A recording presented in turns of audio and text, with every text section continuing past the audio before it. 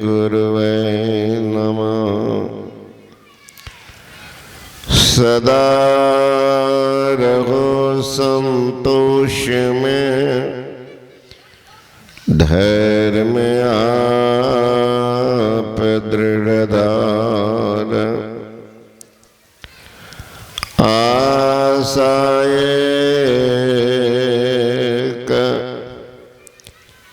गुरुदेव की और न चित्त विचार। श्रद्धा की मूर्ति आदरणीय महात्मागण,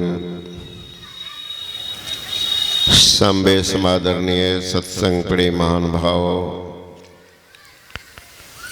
आदरणीय माताओं एवं भक्तिमती बहनों, अभी आप लोग जान रहे होंगे प्रयागराज में कुंभ मेला लगा हुआ है। बहुत सारे आदमी गए भी हैं कुंभ स्नान करने। 12 वर्ष के बाद एक बार कुंभ मेला लगता है, जो इस बार लगा। और जो सुसंयोग इस बार लगा है वो कहते हैं 33 वर्ष के बाद हुआ।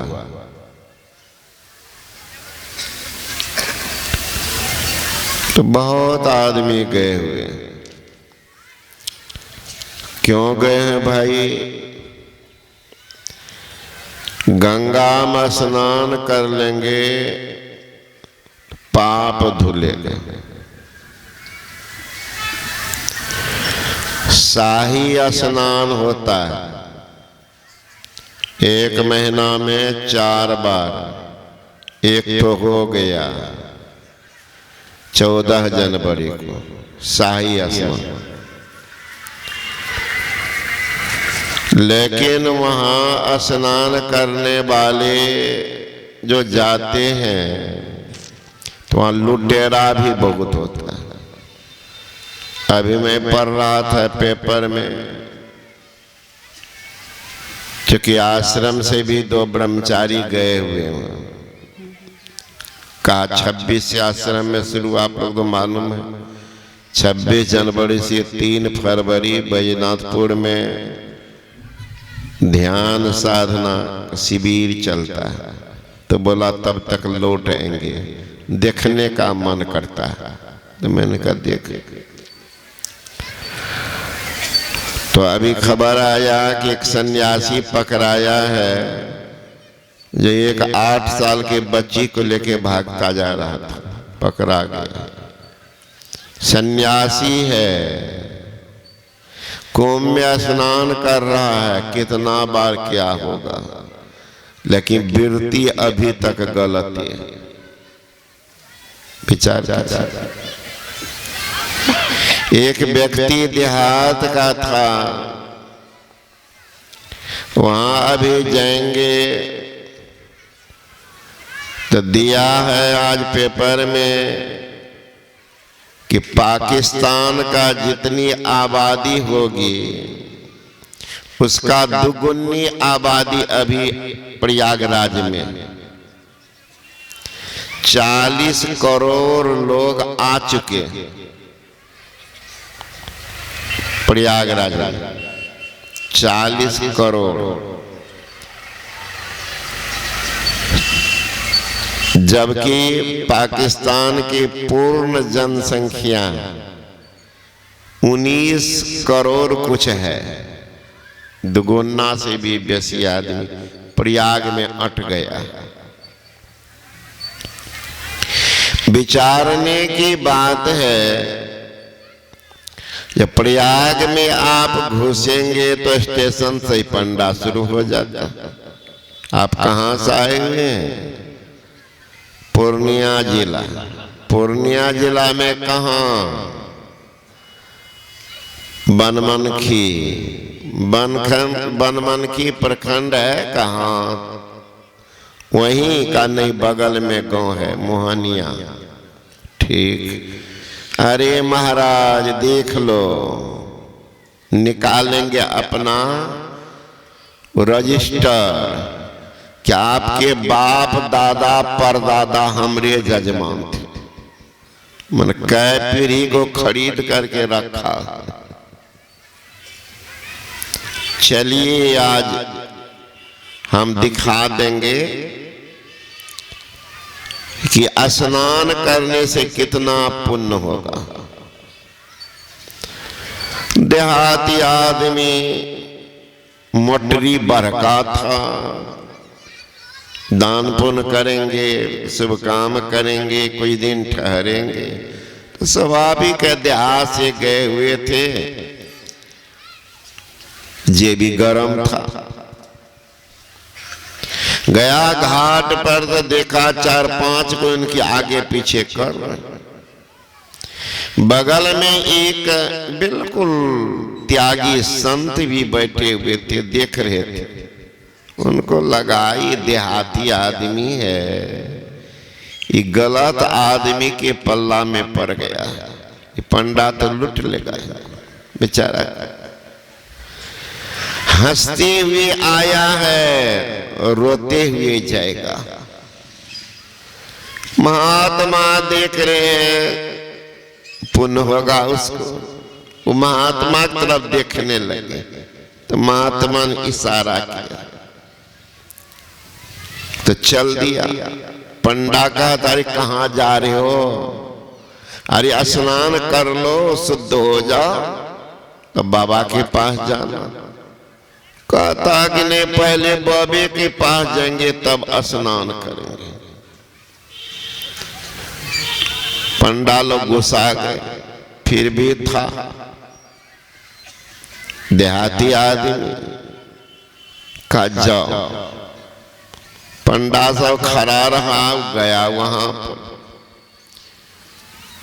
महात्मा जी ने कहा कि कहां से आए हो तो बता दिया, ऐसे बिहार से। कई लोग कौन है? का महाराज जी स्टेशन से साथ हो गया है, कह रहा कि किधर घूम करके स्नान करोगे तो पुण्य पूरा लिखेगा। नहीं तो वो लोग स्नान करना नहीं जानता, इधर घूम जाएगा उधर घूम जाएगा। किस मुंह होकर के स्नान करेंगे तो पूरा पुण्य लिखेगा, वो तुमको बता देंगे। यही कहते हुए लोग लाया। तो ठीक है, स्नान करना तो पुण्य है बाबा, स्नान कर लेना। तो कहा बाबा जी किधर घूम करके स्नान करेंगे तो पुण्य पूरा होगा? का बेटा जिधर मोटरी पोटरी रख करके घुसोगे पानी में तो उधरे घूम करके स्नान करना, बड़ा पुण्य लिखेगा। नहीं तो पंडा कहेगा पूरब तरफ घूम कर स्नान करो, मोटरी रखेगा तो किनारा में पश्चिम तरफ, जब तक पूरब घूमोगे तो मोटरी पार हो जाएगा। इसलिए जिधर मोटरी रखना उधरे घूम करके स्नान करना, बड़ा पुण्य लिखेगा। तो अब देख लीजिए कुंभ स्नान है, अब वहां का व्रत। यहाँ संत कह रहे हैं 68 तीरथ साधु के चरणन कोटि गया और काशी। 68 तीरथ का फल कहाँ मिलता है? 68 तीरथ साधु के चरणन कोटि गया, कोटि में करोड़। गया में जो पिंडदान करेंगे, स्नान करेंगे, काशी में करोड़ बार स्नान करेंगे, दान करेंगे, तो उसका फल मिल जाएगा आपको साधु के चरण में। 68 तीरथ साधु के चरण, कोटि गया और काशी। करोड़ों गया काशी का फल यहां मिलेगा, तो कहां जाना चाहिए? कुंभ में कितना तीर्थ का फल आपको मिल रहा है, विचार कीजिए। लेकिन दुर्भाग्य आज लोगों में, जिससे अपना कल्याण होगा उसको ठुकरा रहे हैं, और जिससे अकल्याण होगा उन्हीं के पीछे पागल बने हुए। भगवान श्री कृष्ण कह रहे हैं, जो जन ओधो मोही न बिसरे, ताही न बिसारू छिन एक घड़ी। जो मोही भजे भजो में वाको, कल न पड़त में एक घड़ी। और काटो जन्म जन्म के फंदा, राखो सुख आनंद कर। भगवान झूठ बोलते हैं, झूठ बोलते हैं। अगर संत भगवान झूठ बोल दे तो पृथ्वी का लोप हो जाएगा।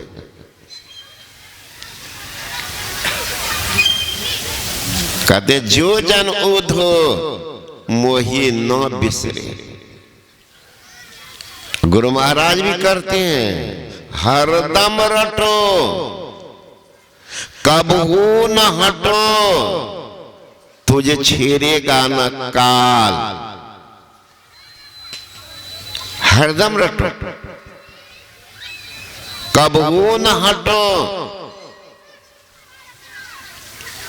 तुझे छेड़ेगा न काल। काल नहीं छेड़ेगा।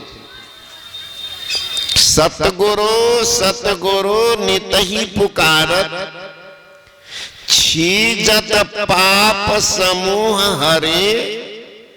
सतगुरु रूप हिया में धारत, काम क्रोध मद लोभ दह। गुरु की शरण में देख लीजिए क्या सब। समर्थ रामदास जी महाराज थे, उनके सेवा में रहते थे गोस्वामी। वो हमेशा पढ़ते थे जय जय समर्थ रघुवीर की। जो समर्थ के शरण में जाते हैं तो काल भी उनका बाल बाका नहीं करते। बोलते जाते थे, भीख मांगते जाते थे। संजोग एक ज्योतिषाचार्य थे, उनके दरबार में पहुंच। ज्योतिषाचार्य बड़ी चिढ़ते थे। साधु से तो ऐसे भी लोग जलते हैं। आप लोग गाना भी सुने हैं, जो है नाम वाला वही तो बदनाम है। अब बाबा जी से तो स्वाभाविक है लोगों को बिना एलर्जी के रह नहीं सकता। देखिए क्या एलर्जी हो जाता है। निकला गोस्वामी के पास वह ज्योतिषाचार्य, अरे क्या बोल रहे हो? तो कहा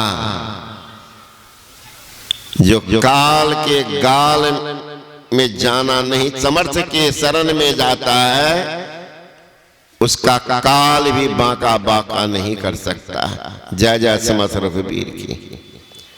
कहा मैं तुमको कहता हूं, कल सुबह तक में तुम्हारी मौत होगी। जा। भागता आया, डर गया। का गुरु महाराज एक ज्योतिषाचार्य के यहाँ गए थे भिक्षाटन के लिए, उन्होंने साफ दिया कि कल सुबह तक में तुम्हारी मौत है। कल का अच्छा बेटा, कोई बात। मेरे पास तो रहना है। वहां कहा देखो मैं जब सो जाऊंगा तो मेरे शरीर को स्पर्श करके बैठे रहना, शरीर से नहीं हटना, कैसा हो परिस्थिति हो शरीर से नहीं हटना। तो ठीक।